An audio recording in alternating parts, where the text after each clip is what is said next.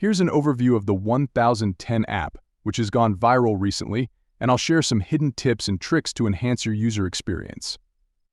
The 1010 app transforms your phone into a live walkie-talkie, allowing you to communicate with your friends anywhere and anytime, even when their screens are locked. To start using the app, install it from the iOS or Android store. When creating an account, you have the option to sign in using Apple, Google, TikTok, or email. However, it is recommended to use Apple, Google, or TikTok for a smoother experience, as creating an account with email can sometimes lead to bugs and delayed confirmation codes. But after creating your account, you need to add at least one friend who must accept your request for you to access the app fully. To add friends, share your PIN code, which acts as your username, and have your friends enter it to accept your request. Until a friend accepts, you won't be able to fully use the app.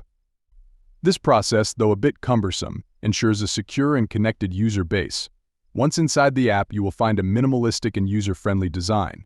You can easily call friends by holding the button to start a walkie-talkie session. The app allows continuous communication even when the screen is locked.